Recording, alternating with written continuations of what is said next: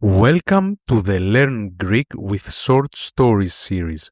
Listen, read along, and learn Greek naturally through stories. You can find the link to this ebook in the description below. Πάμε! Η Άρτεμις ταξιδεύει στην Ελλάδα για τις καλοκαιρινές της διακοπές. Έχει ήδη επισκεφθεί πολλά όμορφα μέρη και έχει γνωρίσει πολλούς νέους φίλους. Μία από τις καλύτερες φίλες της είναι η Μαρία. Ένα απόγευμα οι δύο φίλες συναντιούνται σε μία καφετέρια στο κέντρο της Αθήνας.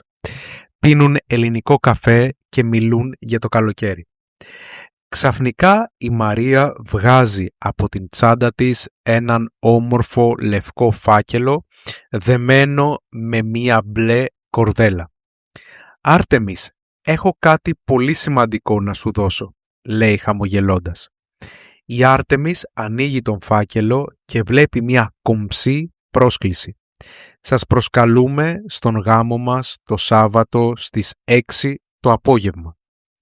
Η Άρτεμις κοιτάζει τη Μαρία με έκπληξη. «Παντρεύεσαι! Συγχαρητήρια!» Η Μαρία γελάει. «Ευχαριστώ πολύ. Θα χαρώ πολύ αν έρθεις». «Φυσικά θα έρθω. Δεν έχω πάει ποτέ σε ελληνικό γάμο».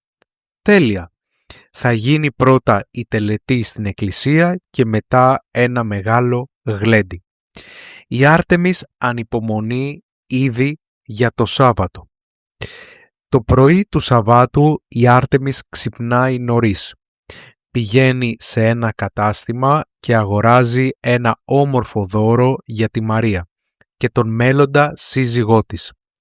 Επιλέγει 2 ποτήρια κρασιού και μία ευχετήρια κάρτα. Στην κάρτα γράφει «Να ζήσετε, σας εύχομαι αγάπη και ευτυχία». Στην συνέχεια επιστρέφει στο ξενοδοχείο της.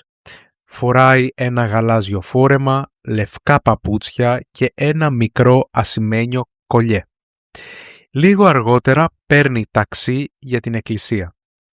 Η εκκλησία είναι κοντά στη θάλασσα και είναι στολισμένη με λευκά λουλούδια. Οι καλεσμένοι συζητούν, γελούν και βγάζουν φωτογραφίες. Η Άρτεμις βλέπει τη Μαρία. «Είσαι πανέμορφη. Ευχαριστώ πολύ. Χαίρομαι που ήρθες». Οι καμπάνες αρχίζουν να χτυπούν και όλοι μπαίνουν στην εκκλησία. Μέσα στην εκκλησία επικρατεί ησυχία. Ο ιερέας αρχίζει την τελετή. Η νύφη και ο γαμπρός κρατούν αναμένες λαμπάδες. Ο κουμπάρος δίνει τις βέρες και τα στέφανα. Ο ιερέας ευλογεί το ζευγάρι και τοποθετεί τα στέφανα στα κεφάλια τους. Η Άρτεμις παρακολουθεί με μεγάλο ενδιαφέρον. Δεν έχει ξαναδεί ποτέ μια τέτοια τελετή. Στο τέλος, το ζευγάρι περπατά 3 φορές γύρω από το τραπέζι μαζί με τον ιερέα. Όλοι χαμογελούν και χειροκροτούν. Έξω από την εκκλησία οι καλεσμένοι εύχονται «Να ζήσετε». Η Άρτεμις βγάζει μερικές φωτογραφίες και συγχαίρει το ζευγάρι. Μετά την τελετή όλοι πηγαίνουν στη δεξίωση. Τα τραπέζια είναι γεμάτα ελληνικά φαγητά.